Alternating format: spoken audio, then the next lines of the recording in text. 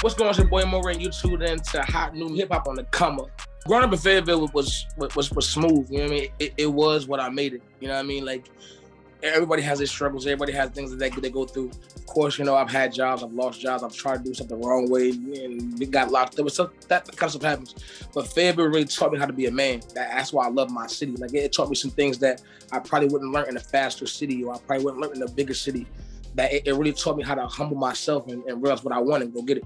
What prompted the move to PA, we didn't really have a place to stay. We were staying with a lot of family, a lot of friends, and we needed a little more stability. So my aunt actually gave my mom a phone call, like, yo, if y'all want to move to PA, y'all can come to PA with us, live with us. The transition was crazy difficult. Coming from the South and going to the city was like, and the city we moved in, it was like mainly Spanish.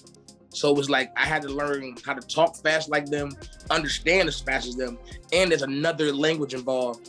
And then there's some street shit that I ain't never seen before. Like, what is going on? It was just a lot. It was a lot to catch on to when you first moved to PA. The first time I sung in church was definitely something that my mom pushed me to do. I definitely didn't want to sing in front of everybody, but her and my grandma thought it was the best idea. So I did it, and it turned out to be something that I didn't know I needed. At 4 years old, I felt like a sense of acceptance. People was really happy to see me do something that made them feel good. And I wanted to bring that a part of my life to make them feel good. Like, now I just like making people happy and laugh and smile. Singing in the church definitely helped my vocals of understanding what my range is, where I can and cannot go. Because in church, if you hit a note you can't hit, they're gonna definitely let you know that ain't it for you, my boy. Don't ever hit that note again or practice it. So like, church really got me down to saying, okay, this is my pocket, this is my lane. I can jump out, but I know where I can't go. It taught me structure and stability in my vocals that I'm glad I went to church, or I would have never ever figured that out. Gospel is the ultimate pain music. If you listen to gospel music, it's so much stuff that they talk about that people go through every day, that they're singing and bellowing out and letting you know how they feel. That aspect of music really helped me get myself in order to write the kind of music I write. I like making people feel good, but also teaching a lesson, but also let them know that real shit happens. You feel me? I try to take the gospel in me and make it accessible to everyone. I'm trying to bring what the church is trying to tell people who not going to church. You feel me? But tell it where they understand. Like, the church will probably tell you, hey man, don't do this, don't do that. And we're gonna say, hey, you do this shit, just be careful. You feel me? Like, do it a different way. You find a different situation. If you can't, you know what I mean, do what you gotta do. The first song I heard from 3 6 Mafia was raunchy as hell. It was Still Get My Dick Sucked. And I was like 10. I think my uncle played for me. And I was like, this song is crazy. Like, what is going on here? But like, 3 6 Mafia, listened to a lot of them. I didn't listen to a lot of that, like the hip hop. I heard a lot of Busta Rhymes because of my dad. A lot of Method Man, Redman. He played a lot of 90s hip hop, like, for the longest. That's the only time I heard it, when he was around. You feel me? Then when he wasn't, that's when it was just gospel. So Far Gone by Drake. That album, like, because he used his singing and his rapping together, he featured on his own songs, he sang his own hooks and rapped his own verses. I was like, yo, I was always struggling whether I want to be a rapper or a singer. Like, it put everything in perspective. Like, listening to that song, listen to that album was crazy. And my favorite song is Say What's Real. And it makes so much sense now that I'm actually rapping. I still play that song. Like, damn, this shit's crazy how much it still makes sense to me. Like, it's weird. Growing up, I was always a class clown, outgoing kid. Like, I always tried to make my day as fun as it possibly could be. Even if I had some stuff going on where I felt like I had fights, or I felt like people didn't like me, or I wasn't the flyest kid and got bullied, whatever it was, I still tried to make my day fun. So I was definitely the class clown. I was definitely trying to make people laugh. It got me to a lot of stuff, but I love being that person. So I've always been him. It was a lot of bad decisions, a lot of following, a lot of trying to be somebody I wasn't. That caused me to make stupid decisions. And I'm glad that I actually made those decisions and know, like, that's not who I am. Like, Mo3 is his own person. Nobody's my boss. And I like to move that way. So every decision that I make, everything that I do is off my own recognizance. It's my own mind. It's my own doing it because I'm my own being. The first time I came out, I thought it was tougher. You know what I mean? So I had to go back again to understand, like, okay, and have to really go down for a year, some change to understand, like, this is not it. Like, I don't like this, being in this place where I don't have no control over my life. And then coming home and realizing like, yo, I can really stay free if I just chill out. I can do the same thing I'm doing, but be a little smarter, be a little more careful. Don't be so loud. Don't be so obnoxious, so blatant. Sometimes moving smoother is definitely the way to go. So it really taught me how to just relax and take my time with everything. Back when I was like 16, I was in a group called Spit Game Serious, SGS. They were doing a lot of rapping, a lot of like shows in the city and a little bit out of the city.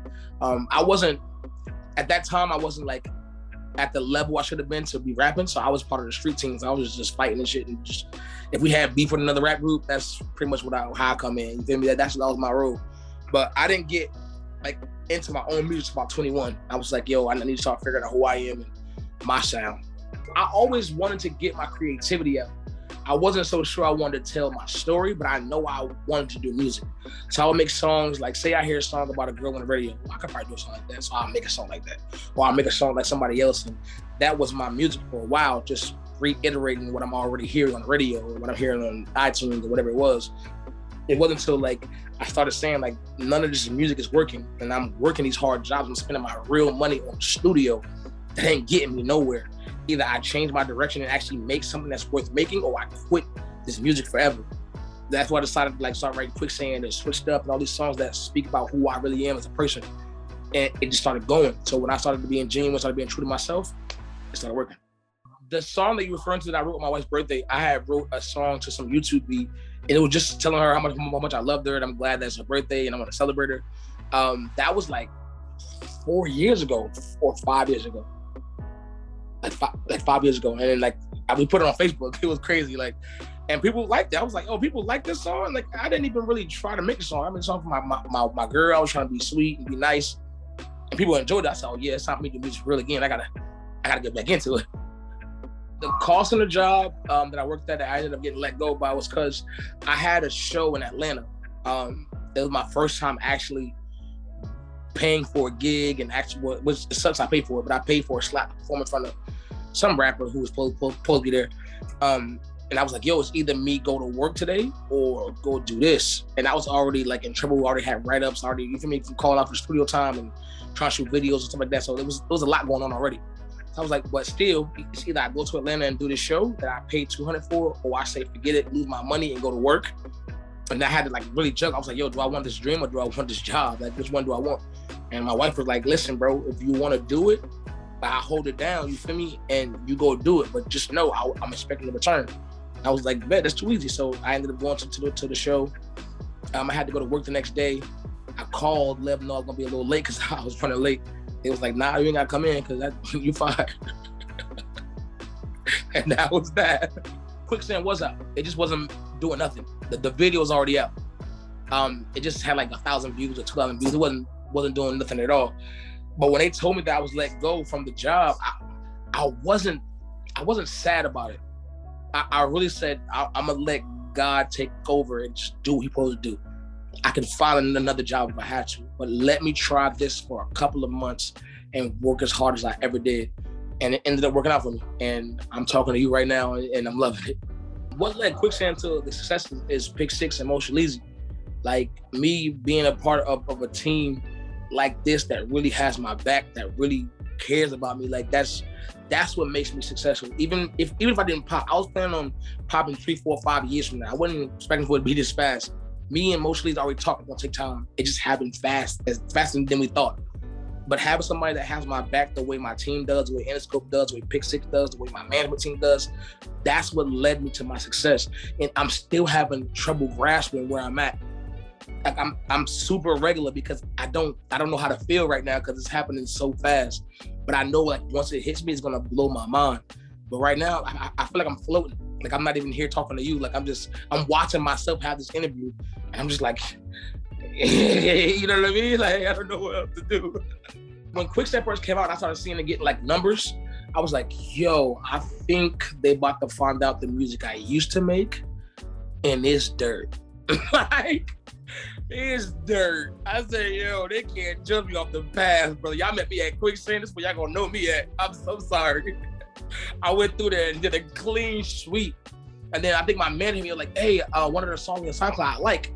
Let's see if we can redo it and put it out. I was like, yo, I took all that away. It's gone. It's gone. I forgot who told me. It was, yo, check your Instagram, bro.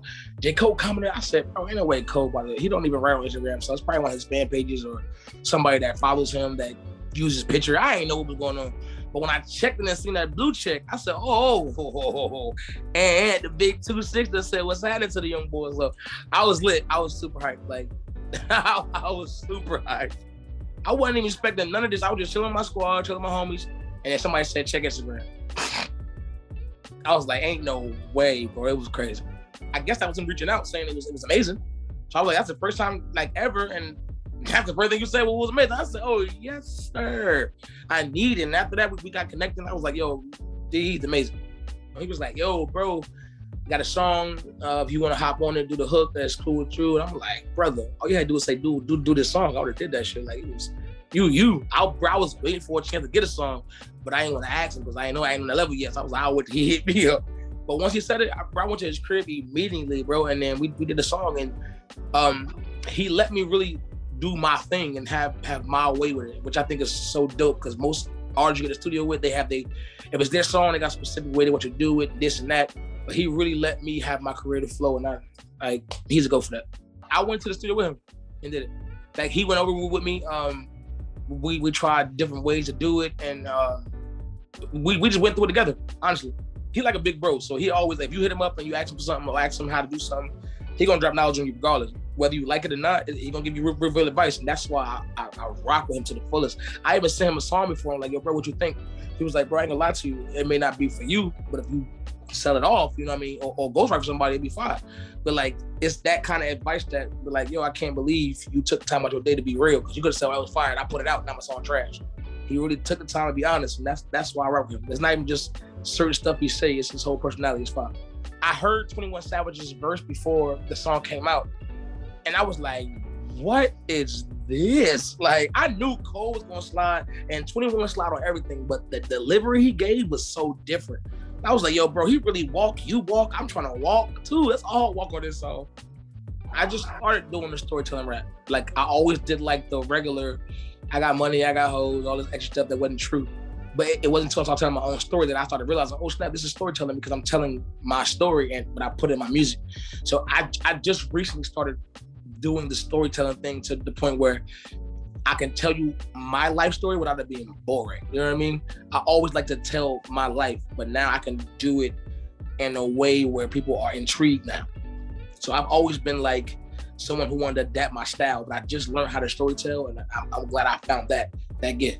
I love recording. So the album, like, it really was just a plethora of songs that we had to put together because I have so much music, but I wanted to have a direction. I wanted to have a story. I wanted it to make sense. So it wasn't so far as making an album, it was putting it together. That was like the best part to me. Like going through all the songs and hearing my own story through all these songs and picking and choosing which song makes sense. That was so fun. I made like 20 songs next time I go to the studio. So I already had the songs, but it took us about, I want to say, we really sat down in the studio, me and my manager Tony and Mo3, we sat in the studio and we was like, what songs we're gonna use? It took us like, I want to say 2-3 days to come up with the full track list. And then we had to take a couple more days to name the songs, because I never name my songs. I just name whatever the beat is. I don't know what that is. But I say all together like 6-7 days. I want people to know who I was first. That's why I had no features on my first mixtape. Like, I want people to understand who Morray is, get to know Morray personally. Like, if you go on a date with somebody, you don't bring your friend. Like, nah, I want you to know who I am, and then we can double date and do everything extra afterwards. Like now my album, I might have some features. But my first mixtape, I want everybody to understand, like, Morray has talent, Morray can carry his own songs, and Morray can do it himself. So when I go do features, it's not Morray lacking for anything. I know who I am already. Polo G on the Reapers of Trenches makes so much sense to me. He's younger than me, but you know, like, so he can really pull from a different perspective. I'm somebody who done that, and I'm trying to become somebody different. He's somebody who probably just came out of that. You feel me? So like, it's from the past and it's from the present. And I feel like both of us would add so much to the song together, and he did. And I really appreciate him coming doing his thing and giving it a great verse. Now, it was virtual. I wish we was in the studio, but I live in North Carolina, so like I only be in LA when I record, so it was virtual. Polo lit, bro. If anybody say he's not lit, you lie to yourself. Look in the mirror and call yourself a liar. I would definitely rock a boy. That's a fact. The fact that I was able to be on a Mo3 song, period, is a blessing. Because he's literally one of my favorite artists. So when they gave me the opportunity, I jumped at it. I wrote the verse the same day, tried to send it the same day. Because at the end of the day, it's the 3, baby. Like, if he was alive, I would want to do a whole mixtape with him, like real rap. He's fire. I learned so much from his side of the lane, his singing, like his pain. Like, he taught me a lot about music that he don't even know, and I would never be able to tell him. So the fact that I can get on the song with him and let him know what I learned through music is so fire. I talked to his brother and told his brother that whatever I got to do, give it to his mom, his manager, whatever. I don't want no bread from the song. I want his son and his family's legacy to live forever. So whatever this bread come from the song, give it to his peoples. I felt like me being on the song, my favorite rapper was gift enough. You feel me? Like, we lit. I don't need nothing else. Like, I'm gonna keep it a whole band. Like, without my label navigating me through this, I wouldn't be going nowhere. Like, they really helped me understand the small things, the big things, the things in the middle, the things that go bump under the night, the things that's bright. They helped me understand everything. So without Pick Six, without Motion Legion, without Tony Martin, without Natalia, without Chance, without the people that really work with me every day, I wouldn't know what to do. Owning at least 50% or owning your masters is amazing because it helps you have leverage. It helps you have control over your own destiny. And that's the best part about having something like that. If anybody is having a deal where they feel like niggas is shitting on them, don't be afraid to back out, bro. I'll back out if my deal wasn't good. You feel me? But like I said, I'm blessed. I don't know what the Lord got going on, but he blessing me. My label blessing me. Man, I'm trying to bless them back. You feel me? So that's all it is. No cap, only because that's my other favorite rapper, Drake. I just feel like a song with Drake will go crazy because I know Drake music. You feel me? Like it's I know Drake's cadences. I know Drake's music. So I would love to get on the song and just compliment his swag. You feel me? So both of us go crazy. It'd be so fun. That's where I get my hook shit from, bro. Like, Drake is the hook god, bro. Like, I'm telling you. I'm definitely about to drop some more music. Just going through the songs to figure out what's the next best drops. I'm definitely doing Rolling Loud in New York, Rolling Loud LA. I'm starting the J. Cole tour. I'm definitely gonna try to work on this album as well, try to put these songs together and keep making more songs and keep adding more to it to get more of a choice. And I'm just working. Like that's like, I don't know what other work is, but I'm working. like for real. So I just want to let everybody know that soon I'm gonna give y'all everything I need. It's happening. As soon as Street Summer dropped, I was ready to play my album. Like, as soon as it dropped, I was like, yo, we need to drop an album like 2 weeks later. But you know, gotta be smart. You gotta be strategic. You can't go crazy. So but right now I'm just putting it together and I'm ready to drop it as soon as it's ready. I'm talking about like it's in the oven. I'm waiting to pull it out. You feel me?